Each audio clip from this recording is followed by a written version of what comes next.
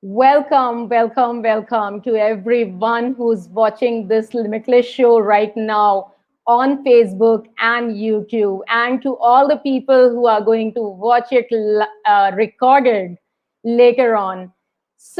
I keep saying this week on week that this is not a show. This is a part of the movement that I have started, that I'm building to create the awareness and resources for at least 10 million people, 10 million lives around the world to rise up from ordinary to extraordinary by tapping into their limitlessness, because each and every one of you is infinite, and that's the belief with which I have started this movement. So every week on the show, I call upon such guests who have broken that glass ceiling and that they were raised with, and they have chosen, they have dared to be what they wanted to be rather than what someone else wanted them to be.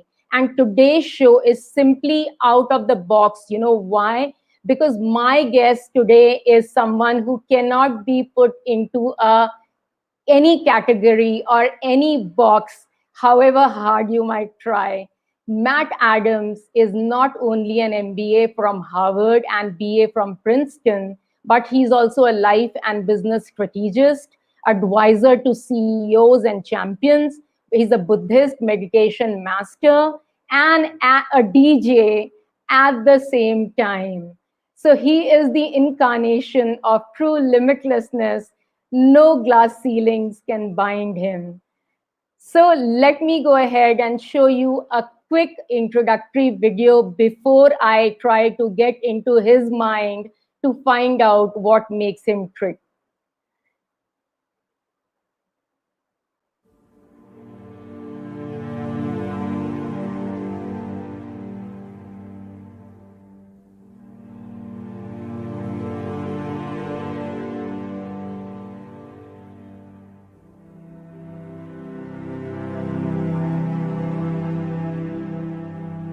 And I would sit as an 11-year-old boy and I would reflect on the nature of human happiness. I would ask the sky, the ocean, the wind around me, why are so many people in this world not happy and not fulfilled? Meanwhile, I'm sitting there with my dog having this beautiful moment alone.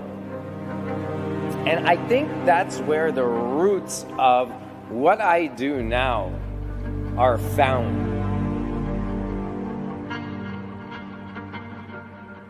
Now, we are undergoing an extremely challenging time in the world.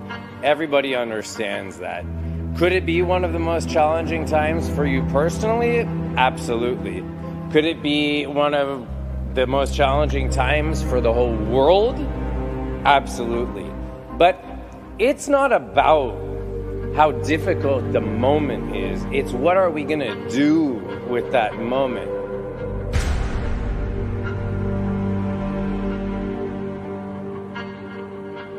I combine my life and business strategy side based on my education and my business experience with 27 years of Buddhist meditation practice, culminating in now where I'm a Buddhist meditation master myself.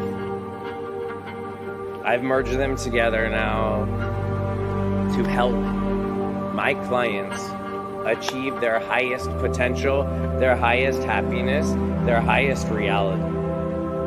And now I would like to help you create your highest reality.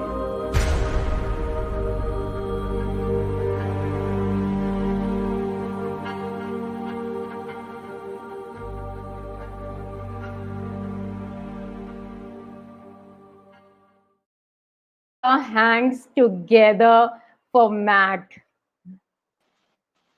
Hey, Matt, welcome. Hey welcome to the there, how are Limitless you? show. I'm Thank doing you very much. absolutely Thank you fantastic. very much. How have you been?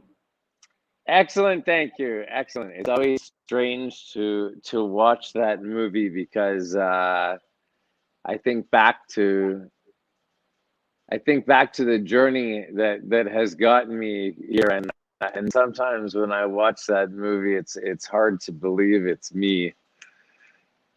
Wow. It's a It's fantastic one, actually. Beautiful. 25 years of struggle and hard work, and I love the description of your show, and my whole life really, for myself first, and now for my clients, has been about overcoming the boundaries that other people placed on me in terms of what I should do for a living. I was a banker at JP Morgan. I got into Harvard Law School as well as business school, and my mother wanted me to be a lawyer. So first I disappointed her by dumping law school. And then 3 years later, after graduating, I dumped banking also and went off to Thailand to start studying Buddhist meditation. So, that is one of the great challenges that we face as, especially as young people today. But even my very successful CEO clients, Hmm. athletes, celebrities, champions, like the biggest chokehold, the biggest thing that holds them back, whether you're already famous and rich or whether you're just starting out, consistently, that thing that holds people back is some voice in their head planted by a family member or a friend or an ex-girlfriend or some rejection, or that little voice of self-doubt that says you cannot break through this box that you're in. Even you made it already to the top, suddenly you decide you want to do something completely different. Richard Branson is a great example. Like the guy constantly is, Elon Musk, pushing themselves to go into different businesses that they have no experience in, and it just takes an incredible level of self-confidence, and most importantly, from a Buddhist perspective, is a total lack of attachment to what other people think of you. Getting good advice from other people is great, but being attached to their approval, addicted to their approval, will destroy your life. Yes, it does. And I So, can know, we also know about your story, your background, Matt, from, where have you come to where you are right now, actually? If we can just, for the audience, if you can share your story. yeah. So as I said, I'm Canadian, grew up in the States, went to Princeton, worked at JP Morgan in mergers and acquisitions, went to Harvard Business School, and then left and sort of spent about 10 years going back and forth between hardcore Buddhist meditation practice in Thailand, Burma, India, Bhutan, Nepal, all over Asia. And then I would go back and be the business guy in order to make money. And I was really almost sort of,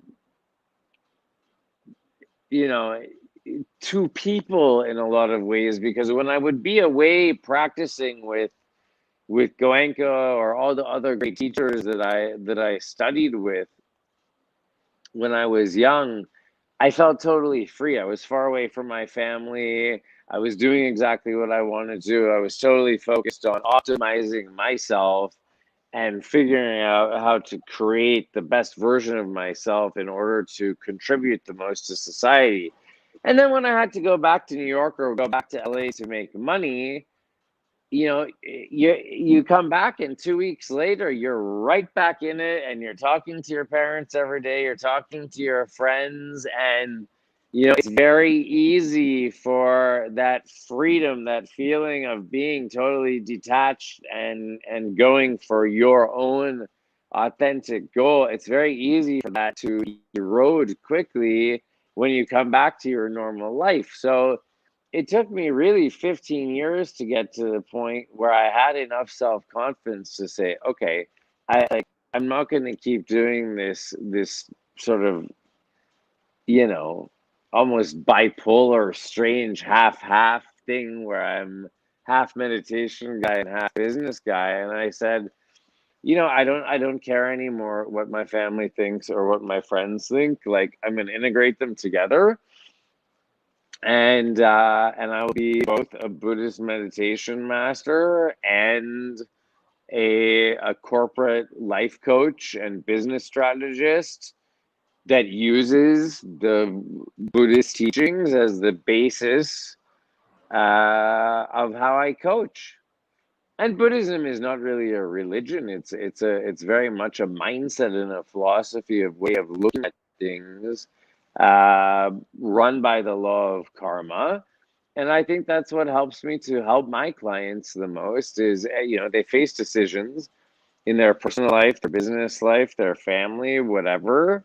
And at each node of decision, the word karma in Sanskrit means action or choice. And I'm able to help them see, okay, if you make this choice, this is likely to be the outcome. If you make this choice, this is likely to be the outcome. So which do you prefer? So my job is not so much to tell them what to do. My job is more to be a mirror to say, let's look at the reality. Let's not live in the illusion and delusion of what we would like things to be.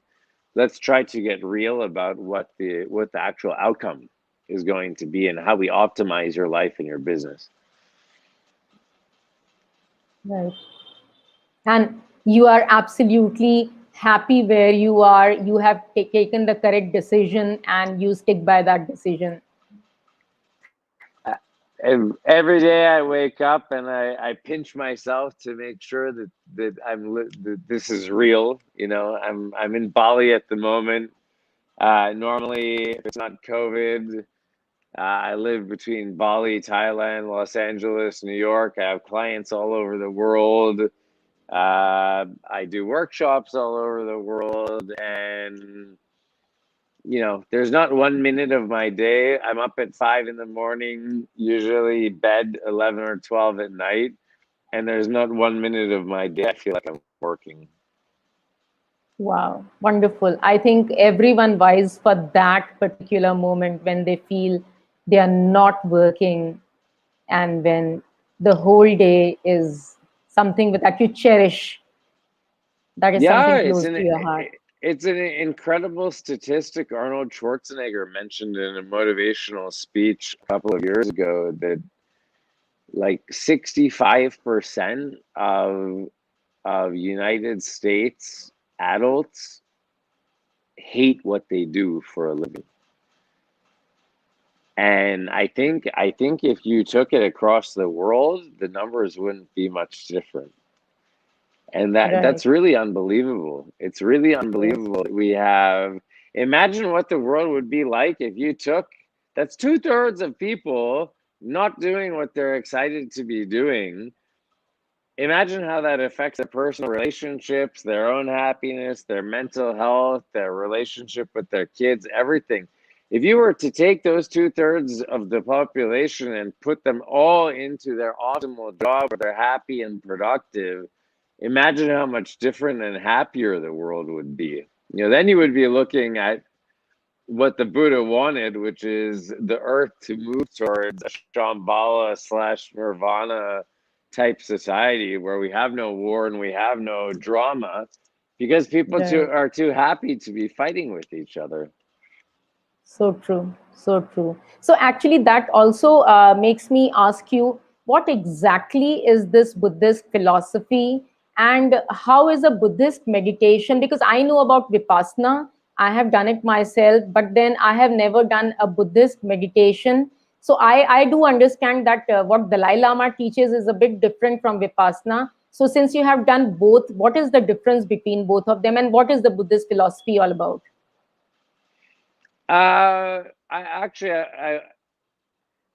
Vipassana is, Vipassana is just the observation of awareness of your breath, awareness of your body sensations, awareness of your emotions, self-understanding, self-actualization. That's how the Buddha got enlightened. That's the core of Buddhist practice. That's the Dalai Lama practices it. Any Buddhist practices it. In the Tibetan style, there's more ritual, like flowers and bells and things on top, more mantra. But still at the root for me, 25 years later, I mean, technically speaking, I don't advertise this to my clients all the time, but I'm a fully empowered Buddhist priest. I've been through all the highest, empowerments that you can go through as a Buddhist, and still the fundamental practice is Vipassana. Every morning, every night. There are plenty of other things I do now as well. Mantra, like I said, different readings, different visualizations, but it all comes back to Vipassana and mindfulness. Okay. Mindfulness is the root of Buddhist philosophy, because the whole point is that this thing, as the Buddha said, life is by nature imperfect. This thing always wants life to be perfect and easy. Right. So as soon as problems arise that we don't want, this one goes crazy and starts getting anxiety and angry and mad and depressed and pushes away the chaotic thoughts and the chaotic external environment. So the whole core of Buddhist philosophy is to be able to sit down. Everybody thinks meditation is about being calm and having no thoughts, and that's why you see a lot of Headspace, Calm, Mind Valley. They're great, but a lot of these guided meditations. Yes. And yes, it's wonderful. It puts you listen to a very calming voice telling you to think about beautiful waterfalls, this and that, and you listen to the sound of the waves, and in one way, yeah, it gives you calm. But as soon as you take the headphones off, you're back to your reality. So 2,500 years ago, the Buddha's point was, you need to be able to learn down and sit with whatever is happening in that present moment. Right. Whatever's happening outside you, whatever's happening in your mind. And at the beginning, it's nothing to do with sitting with peace. My first Vipassana course, after 3 days, I thought I would go crazy. Right. My That's mind what was all happens. over the place, and completely, I wanted to leave. Yes. And in fact, I was about to leave, and then I told the teacher, this is absolutely ridiculous and pointless. I don't know why I'm sitting on a cushion here for 10 hours, 15 hours a day. And he said, okay, do one more sitting tonight, and then you can leave if it's no good. So I did the Adip Tong, the strong determination sitting that Goenka has, where you don't move. And I didn't move, and all of a sudden, about 45 minutes into the hour, my mind went completely blank. And I remember it was sunset time. And I remember walking out of the meditation hall, and it was in Thailand.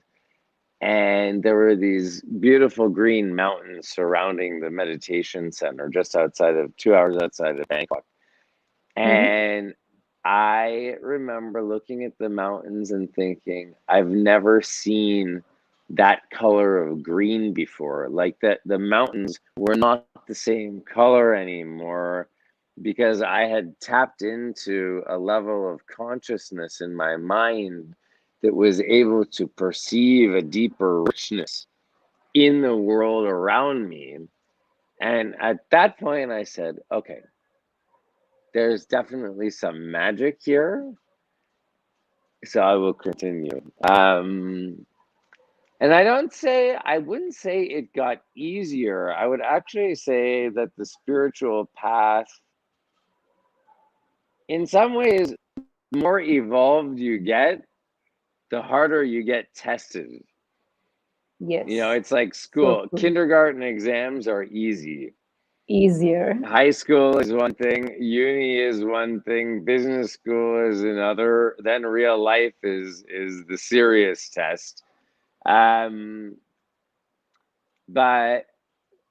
I would be, honestly, I mean, without my meditation practice, I wouldn't be alive today. I've been through business problems, relationship problems, anxiety, depression, alcohol issues, you name it. And the thing that always got me through was my practice. Wow. Brilliant. It's Brilliant. always the thing that brings you back to yourself. Hmm. Even when you forget your practice. You've been practicing 10 years. You start to lose hope. Everything's going wrong. You forget about it. You don't want to do it. You can't even stand to look at your Buddha statue anymore. You want to throw it in the other room. And the last thing you want to do is meditate. There's something, when you cultivate years of practice, and it doesn't have to be Buddhist meditation. It could be yoga. It could be qigong. It's any spiritual practice. Anything. But Yes. but Yes. but it has to be something that you commit to and that you have devotion to, because that's what brings you back. I've lost it for a month, and the minute that I'm about to really go over the edge, it calls back to me, and I finally sit down again, and I finally come back to it. And it's the devotion. Pick something and stick with it. What I see the most now, especially in places in the US, in Bali, also in India, and with all the New Age movement, everybody wants to mix everything. And it's great. Like, at the beginning, I say try Yes. everything. You want to try Yes. Reiki? Great. You want to try Tantra, ecstatic dancing, meditation, yoga, this. I mean, there's 50 types of yoga also. So, I mean, it's endless, endless. Yes. But Yes. what I find is that the people who dabble, who do a little bit of this and a little bit of this and a little bit of this, on one level, they think they're being very open-minded and unstructured, which they think is leading them towards a more limitless life.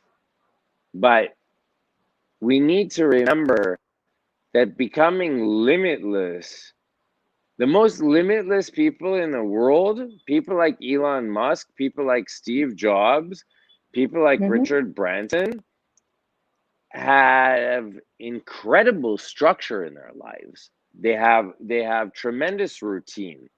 They have tremendous bhakti, devotion to their routine, whether that's their fitness, their Mm-hmm. meditation, whatever it is. And so we need to be careful in our pursuit of being limitless, both with our habits and in what we're doing, not to be all over the place with our Right. habits, and all over it's not limitless to be pursuing 15 different things at once and failing at all of Absolutely. them. Right. Right. That's just lacking focus. Yes. What's So you need to limitless? actually pick up something that you can relate most to, and then commit to it, focus on it, and move ahead in that Yeah, direction. and that focus internally allows your mind to say, okay, for right now, Mm-hmm. like Elon Musk, for right now, we're going to build PayPal. That was the first thing he did. And then we sell PayPal for however many billion. And then he wasn't even thinking about things like Tesla or Solar City or SpaceX or whatever back then. But once he sold PayPal, then he had money and time to start thinking about new things. But his Mhm. regimen and his internal discipline allowed him to be able to move in a flowing way in his life forward. Right. So that's what you really need, is to have a practice and a mindset and have people around you that support you to stay focused. Absolutely. I mean, look at Albert Einstein, look at Nikola Tesla, the greatest inventors. And Einstein failed at the same experiment, Thomas Edison, thousands of times. Yes. I mean, Actually, that's limitless. That's focus. That's determination. that's You want to, I determination. mean, yeah, you show me a person who spends 1 hour a day on 20 different businesses, like, forget it. Forget it. I'm not saying only do one thing, but pick something for now, focus all your energy on it, crush it, do the next thing. Absolutely. Absolutely. Great, great learning. This is, I think, for everyone who's watching right now, who are actually moving their energies into so many different things that they are not able to achieve anything out of anything. So, Well, and part of the problem is not everybody's show is like yours. You're very straight to the point. You're very clear. You're not trying to make a Kim Kardashian show out of your thing. And so you're actually trying to deliver proper value to people by getting guests on your show who are going to tell the truth and speak from a place of no ego and actually try to help people. Whereas, if you're spending all your time running through your Instagram feed and your Facebook feed, like, that is affecting you subconsciously in ways. Oh, that guy has Lamborghini, that guy Grant Cardone is doing this, that one is advising me, Tony Robbins wants me to go this way. And there, you can get, it's so easy to get confused if yes, you're trying to follow everybody else's life. right. So true. That, and again, like, that's why I think everybody should have a coach. I think everybody should have a coach or an accountability partner to keep them. I have a coach. I have my Tibetan meditation teachers as well, but I have my own life coach that I've had for 10 years, and he's in his 70s now, and he's been with me since I was a very confused kid. And he always believed that I would get to this point, even when I didn't. And, to have somebody in your life like that, it's priceless. And It is. it can be a good friend or an accountability partner, but it has to be somebody who tells you the truth. Most importantly, it has to be somebody who's willing to call you out on your BS. Yes. When you say that you're doing everything you can, but you're getting up at 10 and your attitude is not really great and you're not feeling grateful about your life and you're focusing on the negative, you need someone who will point that out to you and say, Matt, I don't think you're actually doing everything you can. Right. Of course, you may not want to hear it, but There has to be those moments, someone who tells it out. Yeah. yeah, those moments are golden. Those moments are golden when people wake you up out of your own stories that you tell yourself. Right. Absolutely.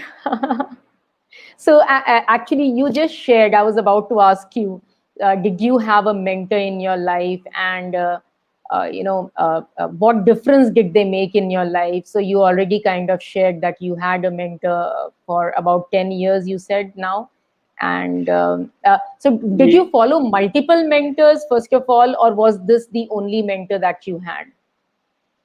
I mean, I've been following people like Tony Robbins since I was 10 years old. So, I've had mentors in that sense. Starting with Goenka and moving to Munindra and some of the greatest Western teachers, Vipassana teachers, and then now the three greatest living Tibetan spiritual masters. I've been completely blessed to have the greatest teachers in the world, who have invested countless, endless hours in me. I don't know why. It must be the blessing of good karma. Definitely, definitely. But they have believed in me and my ability to help other people in the future, and so they've been willing to invest in me. And like I Mm-hmm. said, I have made, I think the reason I'm a good teacher and a good coach is I have made every single mistake in the book. There's nothing you can bring to me. I mean, not everything, but more or less, there's really nothing you can bring to me that I haven't done or I haven't heard before. There's nothing you're gonna bring to me that shocks me. I hear it all. Right. And from the people that you would least expect, the guy or the woman who looks so perfect on the outside, and if you knew what these people had going on in their mind and what they were up to behind the scenes, it's shocking, and I get it, because I used to portray the perfect Wall Street banker image who was so happy, and I was miserable and getting drunk every night to drown my sorrows. And so, especially in Instagram world, it's hilarious to see people post pictures with big smiles and then they're on the phone half an hour with me crying. so so That's the truth of the world, yeah.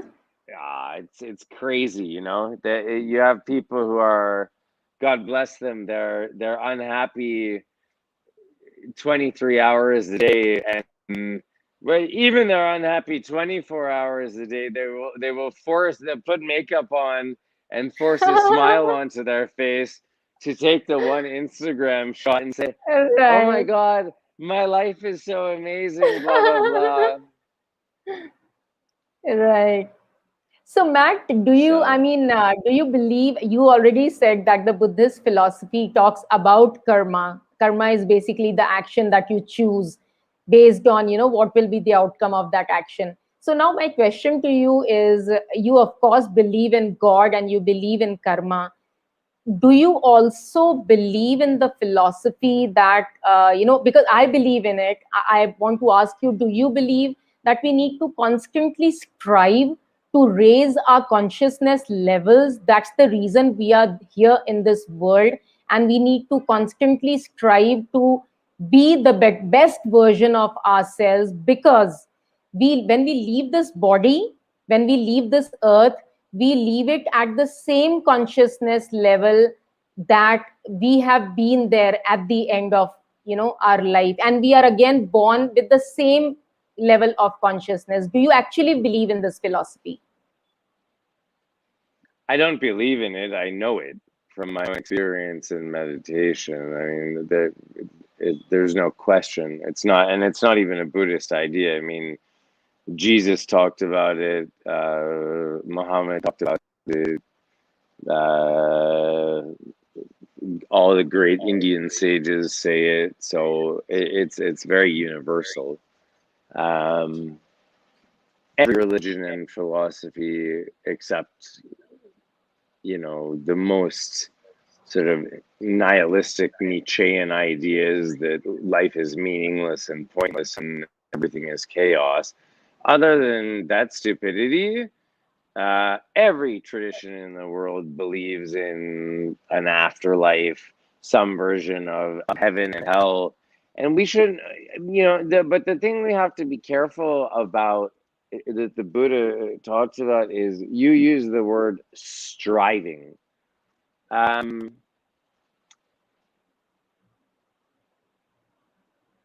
striving,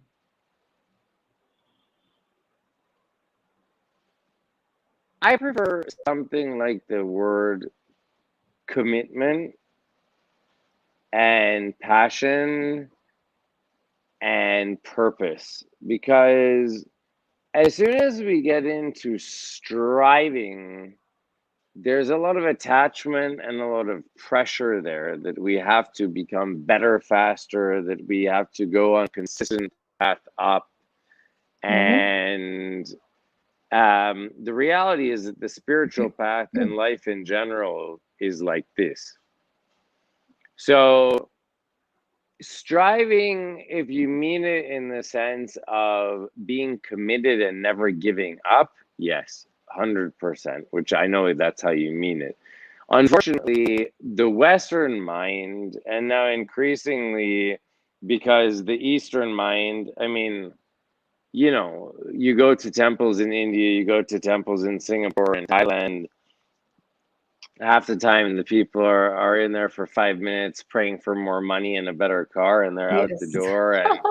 And so the Western mind, in some ways, like, the roles have reversed, in the sense that I find that a lot of Asian countries have embraced Western style capitalism and thrown their spirituality to the side, while the US and Canada and Europe, you see more spiritual centers opening and more people doing meditation. And in New York City now, not only, I mean, yoga was the first wave, but now you have mindfulness centers in New York City where you go for your lunch break and you sit for an hour and they take you through a Vipassana class, basically.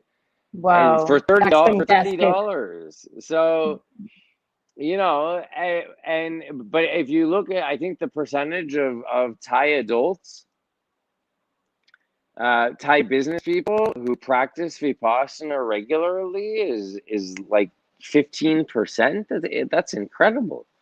It's a Buddhist country. You know, how many, if we looked at it really authentically, what percentage of ambitious 35-year-old Indians who really want to make money spend an hour meditating and praying every day? What percentage? The percentage is, yeah, very less, Matt. I totally agree with what you're saying because I have felt this all along. I mean, if you told me that you said you think 50% of the people are doing it, No, no, I would doubt that very much. no, it is not. I would bet the number is closer to 10%. Yes, maybe max. I keep telling And, this to even, people who I also mentor, even I'm a coach, and I always tell them, Matt, that spirituality is something that we were actually born with. We were of very, course. very lucky to have been born in India, which has such an ancient heritage of spirituality and such amounts of wisdom, yoga, meditation practices. But unfortunately, we lost all of that mindset because our education system was totally converted when the British ruled over us 100 years back, and the education culture was completely turned into an industrialized, education system with the job mentality. So people started aping the West. So now what happened was you guys took all of the meditation and yoga, you guys took it from here, and then people started looking at you because you were adopting it, and that's why we started valuing it more than, we inheriting that culture. Do you understand? I that mean, just because, that's yeah.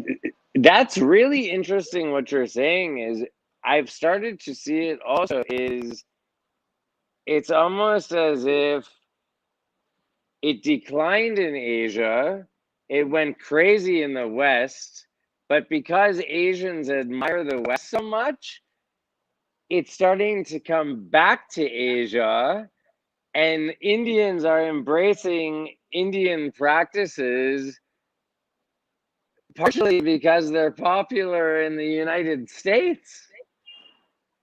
when actually India is the richest spiritual country in the world by miles.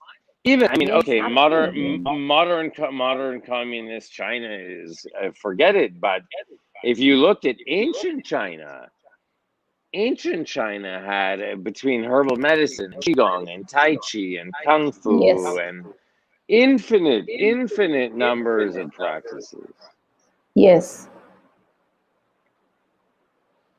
So I pray and I hope that we will strike a balance. And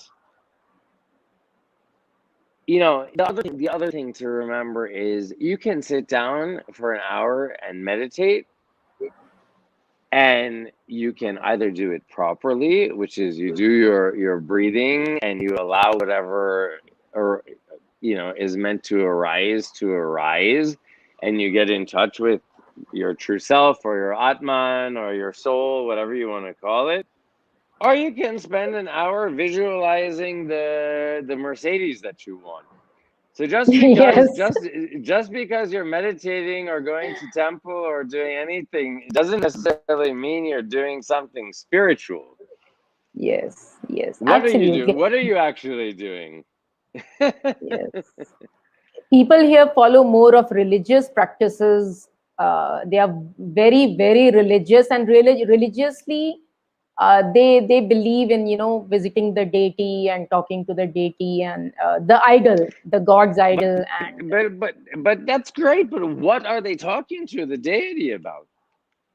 yeah, Are they I asking know. deity? Are they asking deity for peace and happiness and joy and No, contribution to the world and the end very of less people. COVID and great things? Or are they saying, I want a better house and I want this and why is this not good and I don't like my wife and blah blah blah blah blah, blah. So again, intention is everything. The Yes. deceased Wayne Dyer used to talk about the power of intention, and he was one of the grandfathers of the personal development industry. And it's so true. It's not so much what you do.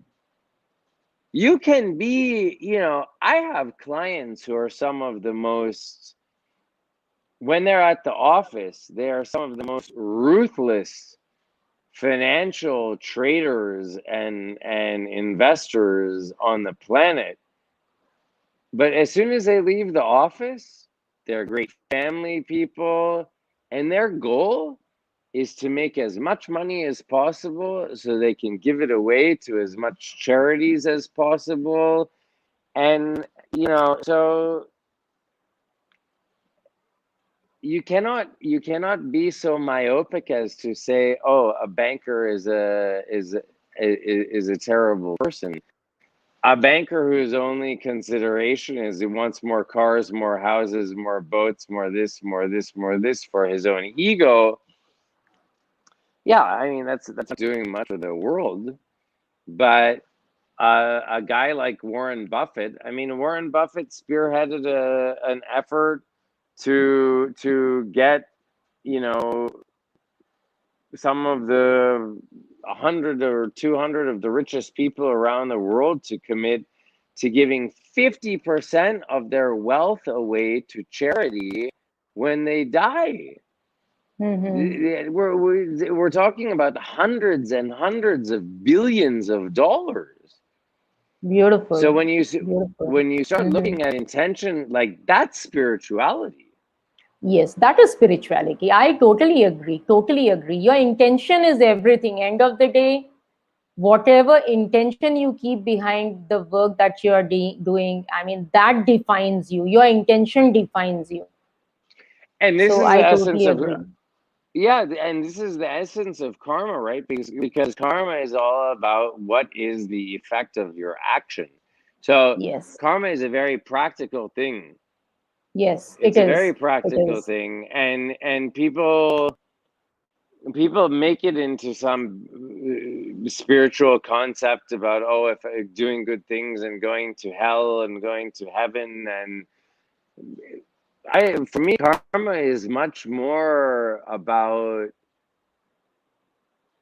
what is the immediate impact of what I'm doing? Okay, my wife, my girlfriend, my child, my friend speaks harsh words to me. If I have no control of myself, I explode back at them, and then it's 3 days of not talking. And if that happens enough, the relationship starts to lose its romance and its intimacy, and it falls apart. With some self-control, with a spiritual practice, a mindfulness practice, somebody can say harsh words to you, and instead of taking it personally, you can very easily just say, oh, this person must be having a bad day. You can have Yes. compassion for them, and you can simply Yes. say, wow, honey, sounds like you had a terrible day at the office. I'm going to Right. go for a walk and let you cool down. I'll see you Right. for dinner. And Yes. by the time you get back for the dinner, they say they're sorry and they had a bad day. Everything is fine. Instead of Yes. making it into screaming and yelling and drama. Right. Who I mean, Absolutely. ultimately, who wants drama in life? No one. Actually, no one. No. It's just out of Nobody. ignorance that we invite it. Actually, out of ignorance. There is so much of ignorance how to lead the life. Well, there's ignorance, and there's also, I mean, we have to remember that drama, fear, disaster sells. It sells in the Yeah, it is news. selling right now Watch it. after the COVID. Yeah, Look, COVID it's is the best selling. example. Look at COVID is the best example.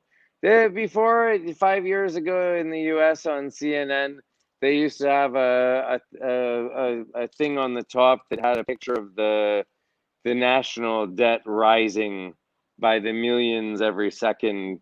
And, now it's the COVID death toll. And after Yes. COVID is over, they'll find something else. And then we're going to get into how, and for sure, climate change and global warming is an important issue, but it's how you position it. If you start making people panic and talking about icebergs are falling and tsunamis are coming and earthquakes are coming, but this is what I watched CNN for 6 hours the other night. There was one in 6 hours, one positive story Yes. for maybe 30 seconds.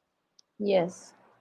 And for most people, that positive, happy story is the part where they get up and they go get their Coca-Cola and come back to watch the crazy madness, Yes. because it's In it's fact, addictive. Matt, right now, what's happening, the second phase of COVID that has hit India right now, to tell you the truth, I really believe that, the fear that was generated by the media all over the world, the kind of fear people were in, what is COVID-19, and we are all going to die, and that fear has basically manifested itself into the second, people are dying out of fear. The virus is not killing them, it's the fear that is killing them. They have become so negative inside their heads, What they are what not well, balanced.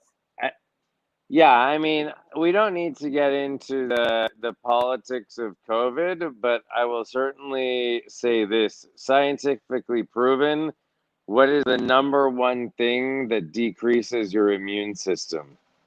Stress. Yes, absolutely. And fear is a huge part of stress.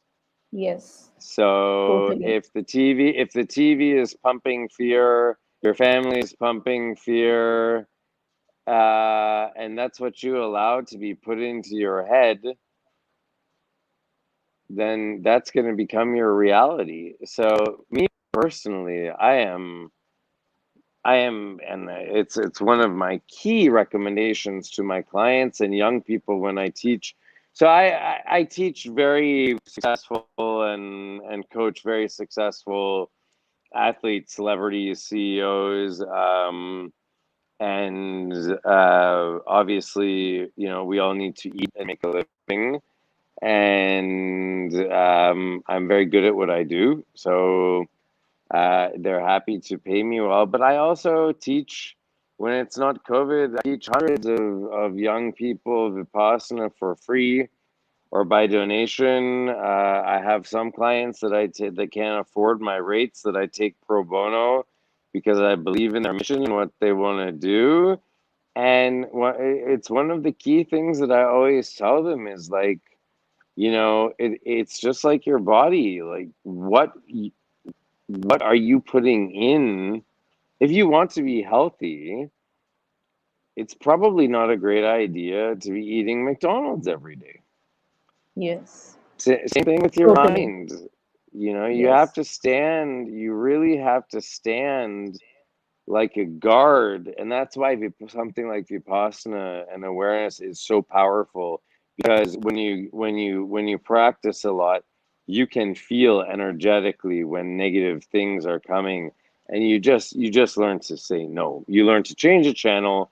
You learn to tell your friend or your family member, thank you very much for your opinion. Yes. I'm sorry you're so in panic about this, but I choose not to be in panic, I choose not and to. Yes. and we're not going to talk about this anymore. And if you Yes. continue to talk about it, I'm leaving.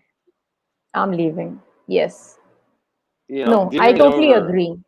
I actually do that. I practice that in my life, and I'm very, very, very particular about what I put inside my mind, what I choose to put inside my mind.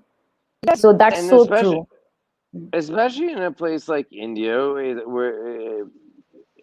where we as human beings are so concerned with other people's opinion. In India, family structure is very important. So Yes. concerned with what parents think about which career choice you're making, who you're going to marry, etc.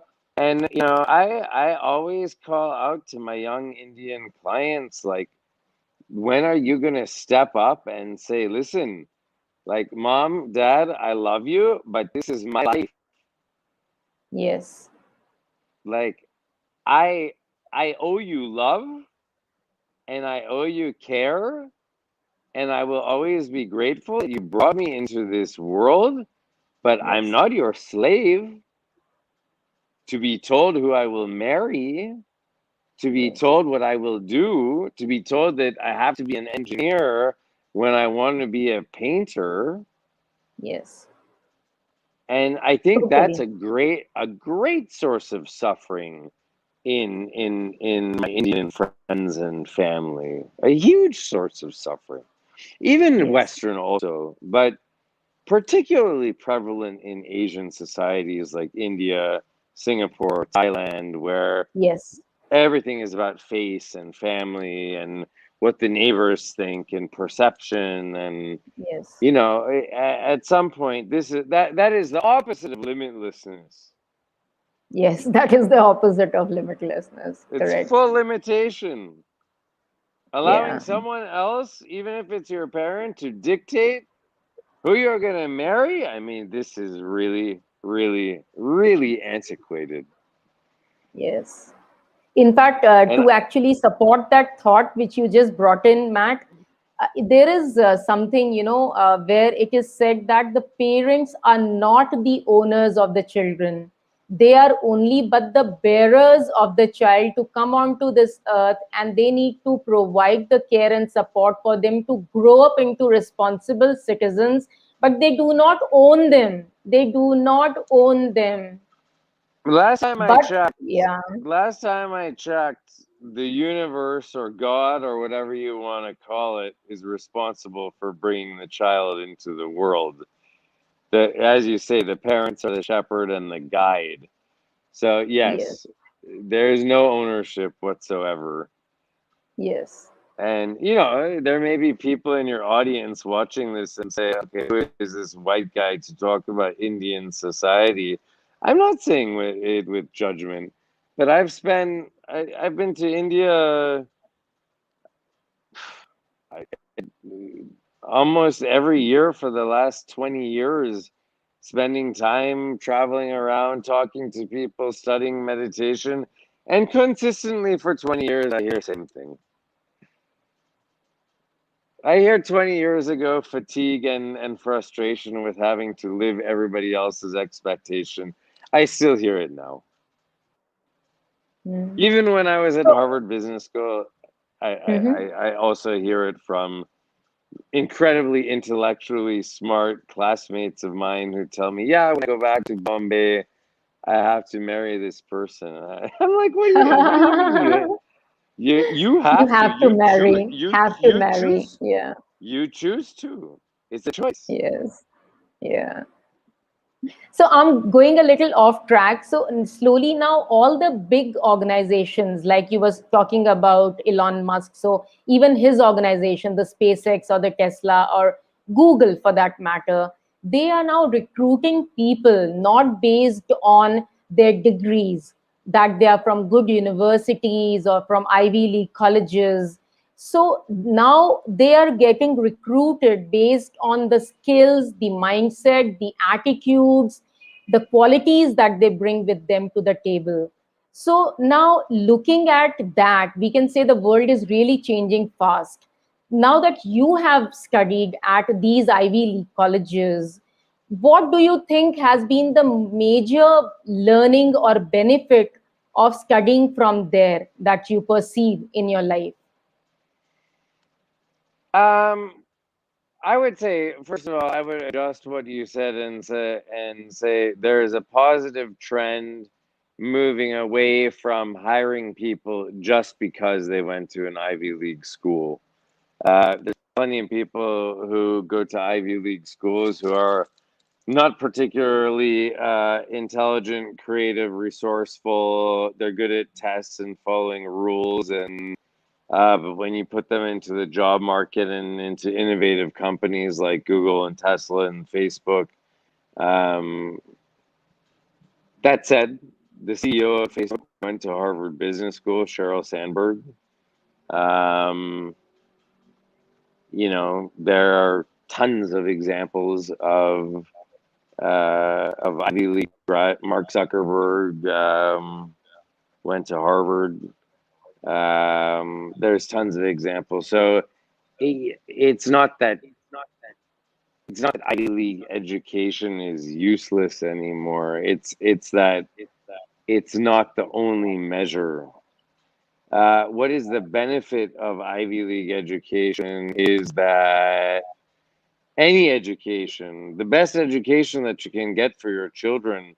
I know it's very trendy right now to say forget about college, go straight into workforce. Gary Vee talks a lot about go start your business at 17 or go start working. Yeah, that's one way to look at it. I think it's a very valuable experience to spend.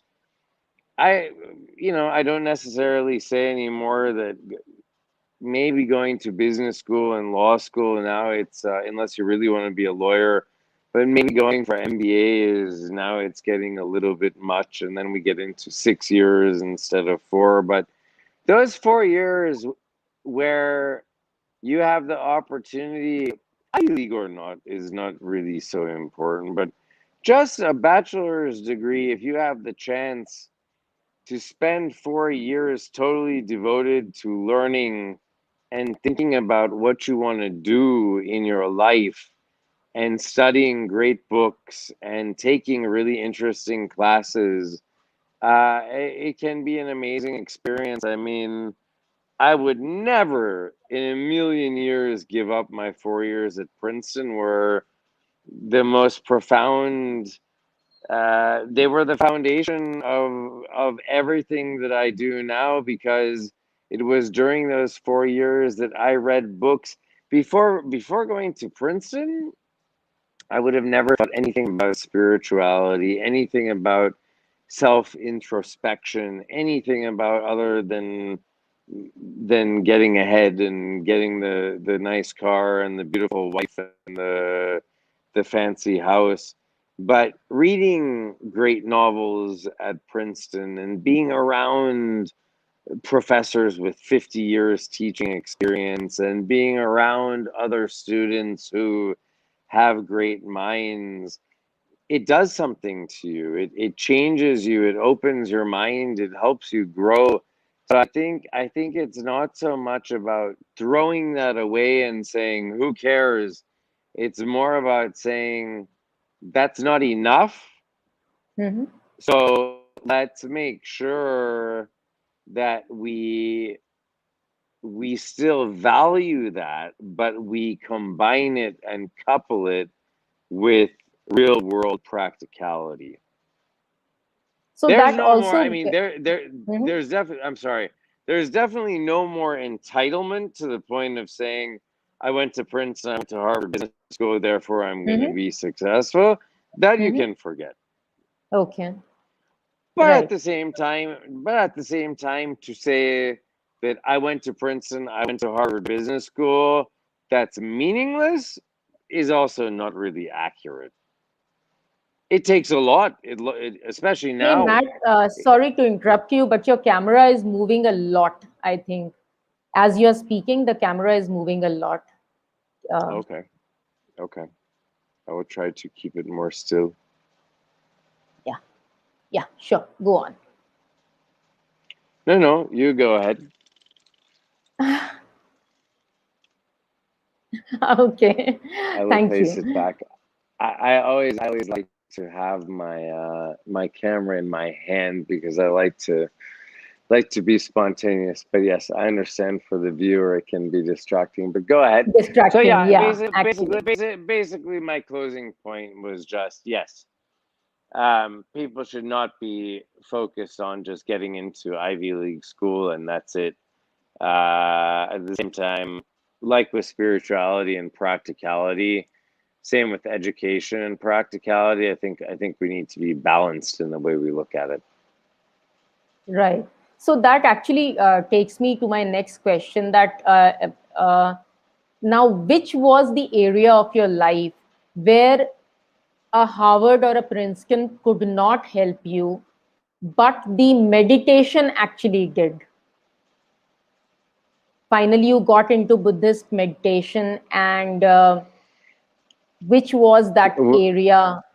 When my What was that business void? fell, when my business and relationship fell apart, and I became a crazy alcoholic, and yeah, then your Princeton and Harvard degree does nothing for you, and your meditation degree, your meditation practice and experience keeps you alive. Beautiful. Um, That's so beautiful. but now I would have to say there's honestly, I mean, I can throw out a bunch of BS to you and say, oh, every the reason I'm successful at what I do and have the clients I have is just because I'm great on the spiritual side. It's not true. I mean, it's actually probably 80% of my clients who come in the door as private clients, even the people who come in for courses in meditation, the fact that I went to Princeton and Harvard Business School, it puts a credibility there that they say, okay,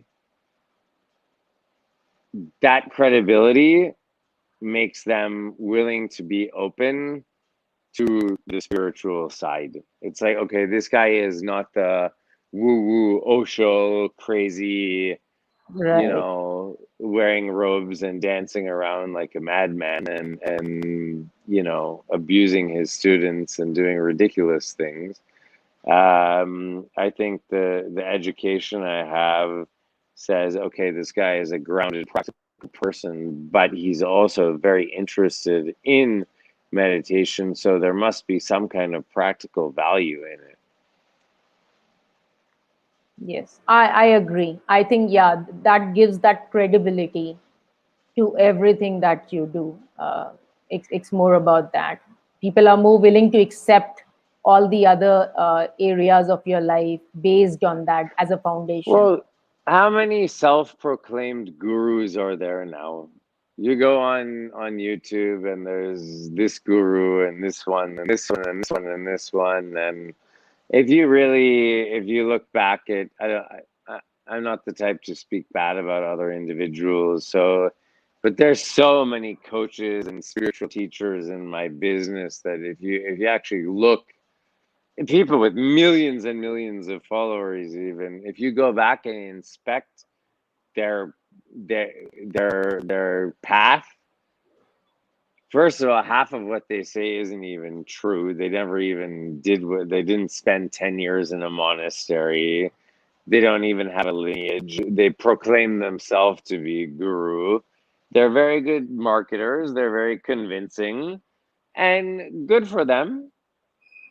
We've had in the last couple of years some exposure of very famous people who were shown to be frauds. I think we're going to see a lot more of that, because it's very in fashion right now to be a coach and a teacher, It is. It and is. it's a way to make a lot of money. And Yes, if it that's is. your motivation, you will create all sorts of stories about what you did and who you are that may or may not be true. But sooner or later, people dig. People dig, and they want to know if what you're saying is true. Yes, they do You want know, to. you position yourself as this perfect human being who did everything right and has this amazing background. Me, I just told you, I'm not afraid to say that I've been through problems in my life with crazy drinking, and um, that's what makes me a good teacher and coach. So that When actually people, brings me to my next question, Matt. Uh, I mean, you are a life and business strategist. We have been talking about this. So now, if you had to choose one thing out of your life experience, your colleges, the college degree that you have, your Buddhist meditation practice, and whatever you learned from your mentors. If I had to ask you to choose one thing that played a major role in you developing the insights with which you help your clients, what would that one thing be out of these four? well, first, let me say, I would say all of them are critical. But you're going to ask me which most, so I answer you. Most, But yeah, all of them are pillars on which my being is based. right. So it's like tripod of a camera. You know, you cannot take one away. But I would say actually, for sure, my meditation practice, and then my travel to 58 countries. I talk to everybody. I talk to the janitor. I talk to the CEO. I talk to the person next to me on the plane. I talk to, uh, I'm interested in everybody's life. How did they get there? Why do they do it? I remember I was working on a UN as a journalist when I was young on a UN project about child trafficking and sex trafficking. And I remember speaking to a woman who had founded a home for trafficked children. And her story is about how she was trafficked when she was young and she was forced into prostitution, and the things that she had to endure. Those kind of conversations, they stay with you forever. Listening to the stories of success and failure, listen to a janitor who's working 15 hours night shift in an airport in Dubai to feed his 4 kids and wife who live in from India or Pakistan, living in a room the size of a shoebox. It's that's priceless. And the two go together because I think, the great thing that meditation is the great equalizer because it destroys your ego Yes, and it stops you from this comparing and competing thing where you judge yourself as better than somebody else. I mean, we're all souls here on the path that we've been given, and one thing I can tell you is anybody watching this show who has a phone and a computer is so lucky compared to Yes. 80% of humanity. Yes. But we don't think about it. We don't realize it. We don't appreciate it. We're always thinking about what we can get more, our expectations, the things that we don't have, regrets, fears of future. But what about the Yes. people that you see? What about the lepers you see on the street that can't walk, that are smiling, that are joyful? That, India has taught me so much for these kind of reasons. I have seen all over the world, but particularly in Asia, Bali is a magical society where the people with the most simplistic lives of farming and going to temple and the flowers and the holy water, and they are glowing with happiness and joy every minute, and they have no money. Beautiful. So, Yes, that's so so true. and meanwhile, I have clients with, 30, 40, $50 million private planes that are on antidepressants and fighting to try not to kill themselves. So, money helps for sure. Look, everybody, even me, I prefer to live in a nice house than a shoebox. Yes. Who doesn't like to fly business class? Yes. It's more comfortable. We all get it, right? But you really need to start when you look at your Instagram. I saw a prospective client was referred to me the other day, and I went to look at their Instagram, and half the posts had it was a woman CEO, and half the posts had the Chanel bags and the cars and the this and the that. And I just thought to myself, you know what? Like I it's not that I judge such a thing. It's that I don't personally have the time to try, and it's not my job to change somebody's values and try to get them to think more spiritually. Like, I want to deal with people who are already ready and hungry Yes. to become amazing. And if the byproduct of becoming limitless and amazing is that you have 50 Chanel bags because you love bags, wonderful. Nothing wrong. But if the purpose of your life is to collect Chanel bags, or for men to collect cars, I can't help you. You've hit the bullseye, Matt. I loved this. I loved this. Absolutely. And bang on.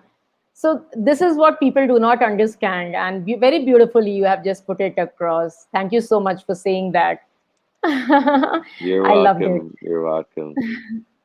So, now one more point which I need to touch upon in your personality is generally it has been unheard of that a person who's deep, so much deep into meditation, who is so much deep into spirituality and Buddhist meditation practices, you also do DJing.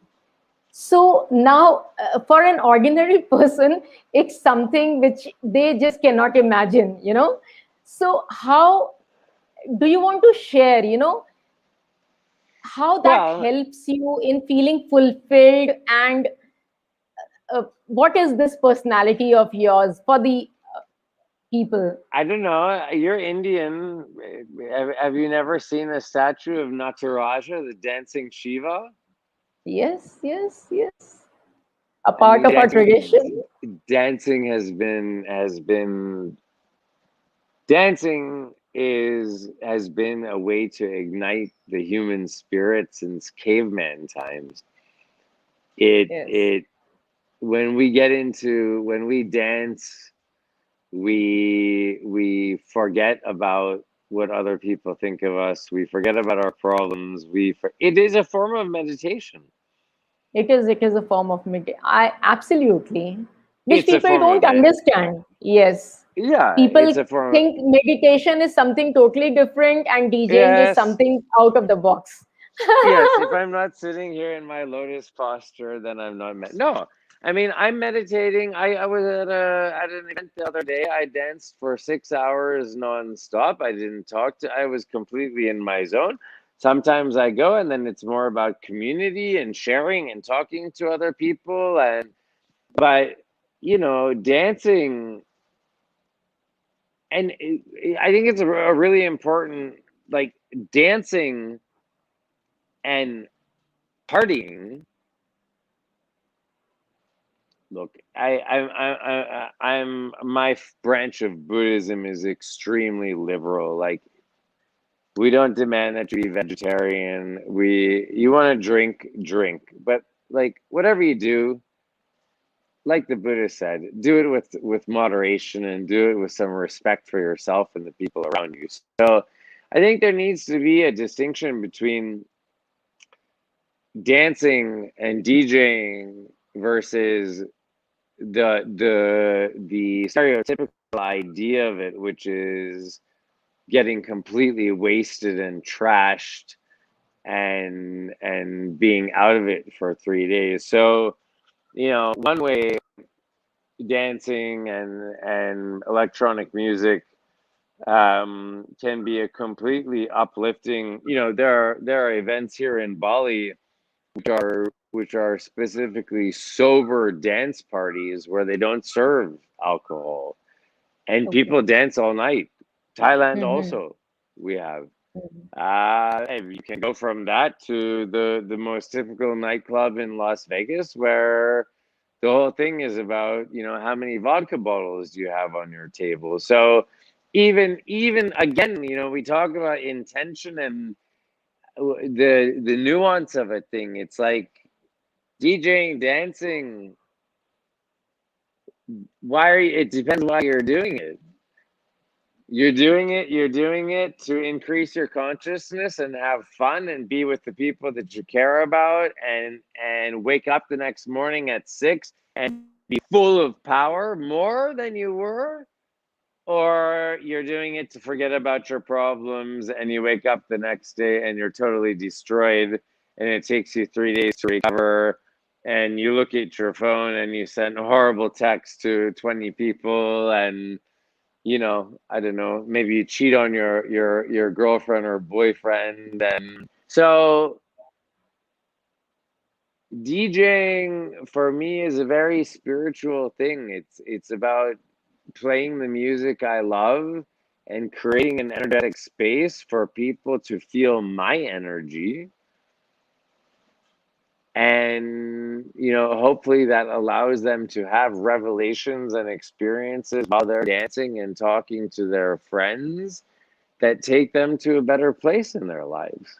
Absolutely. I do agree. It's a form of expression. Dancing is nothing but actually a form of human expression where we also get to express ourselves beautifully. And that's Matt, yeah, yeah, go ahead. sorry, that's evidenced by how many, from ecstatic dance to Gabriel Ross 5 rhythms to one of the newer ones that Tony Robbins uses at his events called Kinergy, which is a mix Kinergy. between I love dance. Kinergy. Yeah, a Yes. mix between dance and yoga and breath work. So these, like, Kinergy particularly embodies, it's all about, like, completely unrestricted movement, right? Like letting your Yes. body Yes. go. And as you let your body go, you let your mind go. If that's not Yes. meditation, I don't know what is. Yes. Totally. I just love Kinergy. I actually wake up in the mornings and I just put on some Kinergy and I do my dance workout for 10-15 minutes. I love it. That's great. That's great. That gives you your Joseph McClendon attitude. True. So, Matt, you have been to 58 countries. Which country did you love the most? You know, I love everywhere, Bali is a very, very close second. But as a Buddhist, my future, and I love the US. Will always be home. It will be where I do most of my live events in the future. I will do them also in Asia and Australia, like Tony does. But Thailand will always be home. Okay, nice. Thailand is where Great. it started. Thailand is where I Mhm. started with Goenka, and I have a plan. I'll build a retreat center here in Bali and one in the States, but my main Mhm. sort of command center will be in Thailand. Wonderful. So, Matt, we have a question from an audience which says, why do people have become so cruel and money minded nowadays? Where are we heading towards? Uh, do you have an answer for I this? Yeah, I would actually say that people have become much less cruel and money-minded and hard-headed since COVID came. COVID has forced a lot of people that were focused on money and watching Kardashians into tremendous amounts of suffering. You have huge, huge portions of middle class who have lost everything, small Mhm. business owners. Um, and I actually, the Buddha said that suffering is what opens the door for people to have self-introspection and grow. So I'm Yes. very hopeful. I understand the question very well. Um, and I think we were headed in a really horrible direction pre-COVID. And certainly I'm not saying that I think that COVID has been good. At the same time, I choose to be optimistic and try to find the higher purpose in everything. And if there's one thing I'm seeing that's consistent, it is there are people that would never have been asking spiritual, deep questions about the meaning of Questions. life, Yes. that the pressure and pain of COVID, the pressure and pain of lockdown, of being totally out of control of their lives has forced them into a corner where they have to ask, what is life all about? And you see that the rate of purchases of ridiculously expensive brands, and like the rates of purchase is way down. Mhm. There are many, many, many luxury brands that existed pre-COVID that will be gone because people realize they spent a year and a half working from home, wearing the same 3 outfits on Zoom all the time. And at some point, you start to ask yourself, how important is it that every month I'm at Gucci buying the next one, the next one, the next one, and the next one? Right. You realize that actually it doesn't take so much to be happy, and your priorities start to be different. People are spending more time with their kids, more time with their spouse.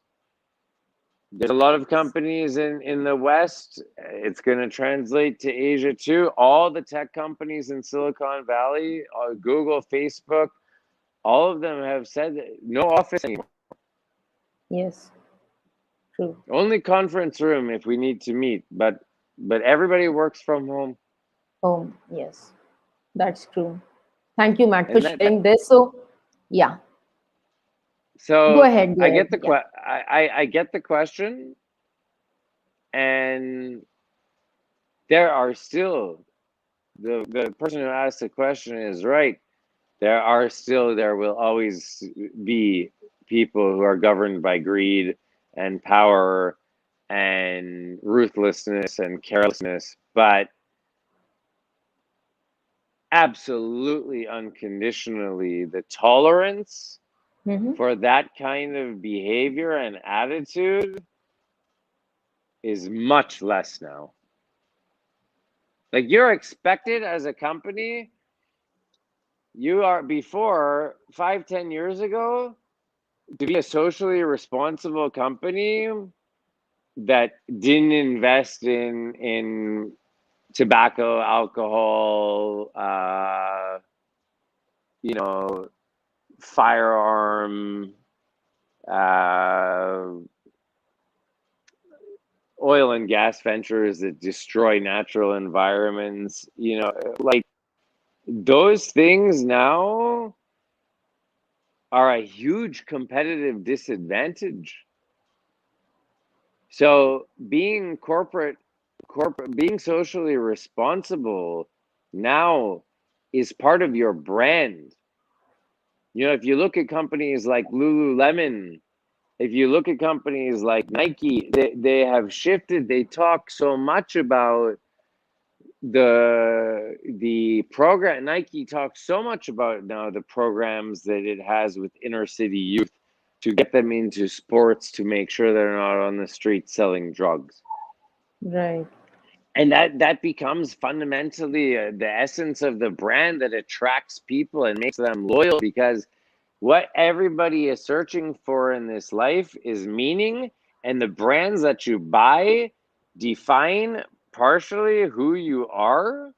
So you want to buy brands that are in alignment with something that you believe in, so that when you put that sweater on, when you put that pair of shoes on, it's not just putting a pair of shoes on, it's putting an ethos and a philosophy of life on.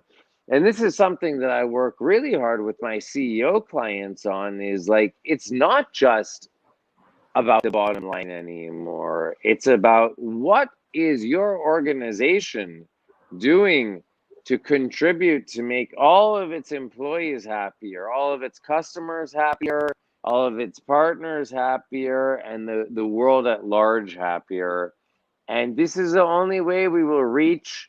My old dead teacher, Trungpa Rinpoche, who is the greatest Tibetan master in the last 1,200 years, wrote a great book called Shambhala, The Sacred Path of the Warrior. And in that book, he maps out an outline for how to create an enlightened society, focusing on everybody's basic goodness and love for one another. And, that doesn't happen just by nonprofits and charities. Like, corporations have to do it, individuals have to do it, governments have to do it, everybody has to be Everyone has committed to do it. Everyone has to be committed. and if we don't learn our lesson through this, what's happening now, then it's only our fault when it repeats itself. Right. In one way or the other. We get another COVID, or we get more disasters, or global warming creates complete madness. So, like, at some point, when are we going to realize that we need to be united as human beings? And if we found out that there was an alien race in the sky that was trying to destroy the Earth, I bet we would very quickly band together as human beings and empower the United Nations to be a military force with some muscle, and we would work together to make sure our planet wasn't taken over, right? But what do we do instead? We fight each other and try to steal each other's land and oil and territories and bicker over nothing. And, the craziest thing is the arguments over religion, when ultimately they're all the same. They all taught the same thing. Right. Fantastic, Matt. Thank you for bringing in so much of wisdom. So now we move on, and our conversation has gone much, much beyond, generally how long I keep my talk show. But then, I didn't want it to stop because there's so much of value that is getting added to the audience today. So I really Thank you very want to keep much. it going. Thank you so much, Matt. And now we move on to our lightning bolt round. This round, I will ask you questions which will just require a one word or maybe maximum a one sentence answer from you. And it's more lighthearted in its approach. Easy. So let's go ahead with that. Go for it.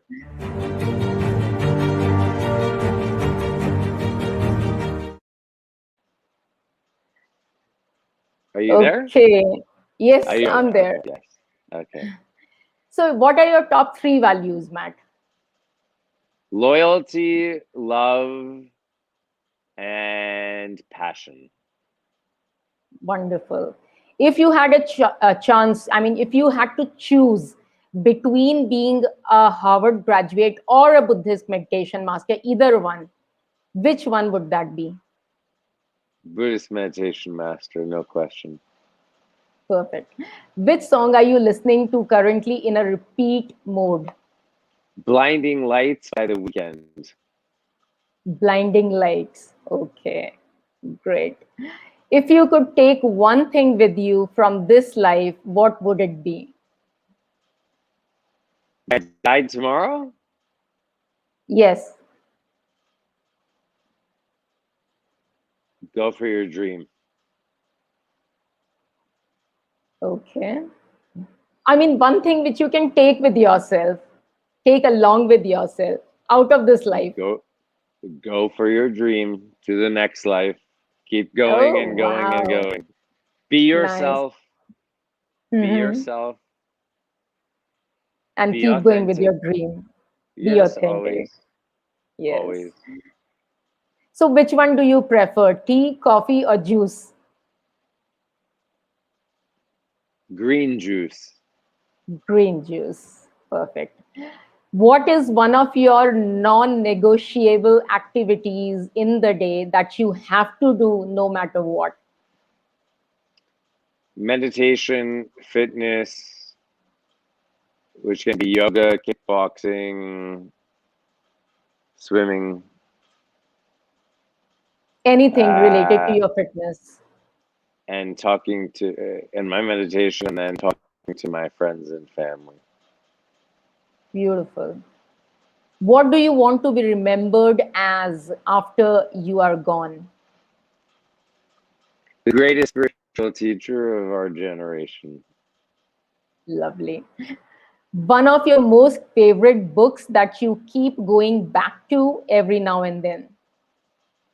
The one I just mentioned by my dead teacher, Shambhala, The Sacred Path of the Warrior. Probably the greatest simplified book on meditation and spiritual philosophy, The Power of Now by Eckhart Tolle. Eckhart Tolle. And my Yes. favorite novel, it's actually about an American guy who goes traveling to India in search of spirituality, is a novel written in the early 20th century called The Razor's Edge. The Razor's Edge.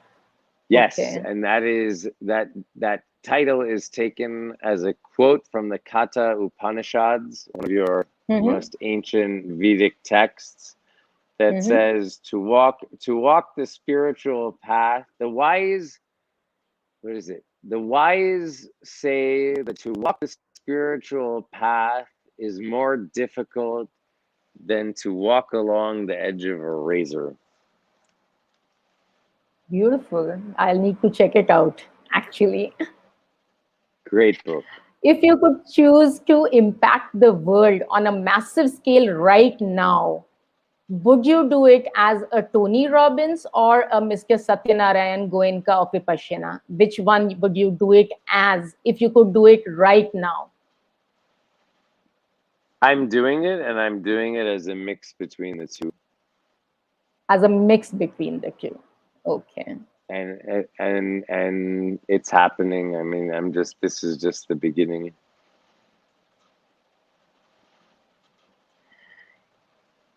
And last one, if you were God, and you could give a boon to every human being, what boon would that be?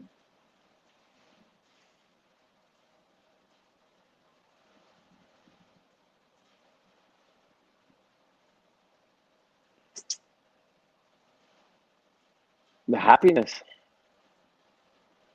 Boon of happiness. Let Gratitude. everyone be complete happy and grateful Isn't for that what what they have. is it, every single action that every person commits is trying to get them to be happy. Even they're doing the most ridiculous and horrible things, they're doing it because they think that's what's going to make them happy. Make them happy. Even they're killing millions of people, they think that they're doing, that they're going to be creating the great society that's amazing. And, so to give people ultimate happiness and gratitude instead of complaining and negativity, yes, that would be the boon that I would give them. That is the boon that I'm trying to give them.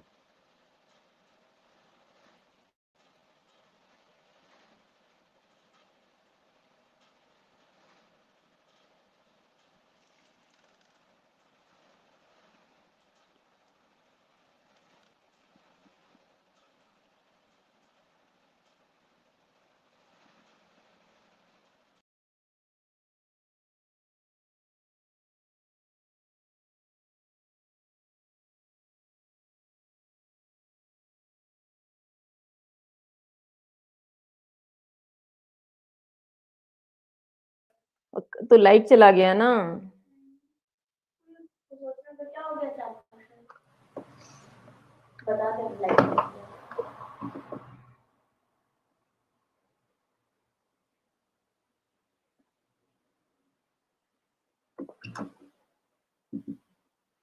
You there? Yes. Just lost my connection. Yeah, we can stop it there. It's fine. I don't know why I'm not visible, Matt. I can see you, but I know you can't see me. I'm in black. I think it's perfect there. You can just add your own closing to it how you want, and it's perfect. All right, Matt. Thank you so much. I really appreciate all your time and all the wisdom that you have, applied in your life. And I'm sure it has added tremendous value to all the audience who has been seeing you live and who are going to see the recording, Matt. I really, lots of gratitude to you. You're Thank you for very coming on welcome. the show. Do you find that my answers are typical or They were very compared to? authentic, I would say. They were Okay, very good. authentic, something that came from your own life experiences and the fact that you have applied things in your life and you have experienced them. So they So were beautiful. it definitely comes across that I'm a no bullshit kind of guy. Yes. That's good. That's good. That's good. All right. Well, thank you so much for the opportunity. Let me know how it goes, and in the future, I would be most happy. When you're ready, send me the file. I will pop it on my Instagram and Facebook, and I will plug you and plug the show and etc. etc. Send me your Instagram handle also. Sure, Matt. Thank you so much, Matt. When do you think that you will? Thank you so much, everyone who's watching the show. And if you got inspired, if you got a lot of value from this show, do not forget to share it with the people who think you think they will require this kind of inspiration to start their journey of limitlessness. So bye-bye, everyone, and I'll meet you next week with yet another amazing guest. Bye-bye. Take care and have a great week ahead.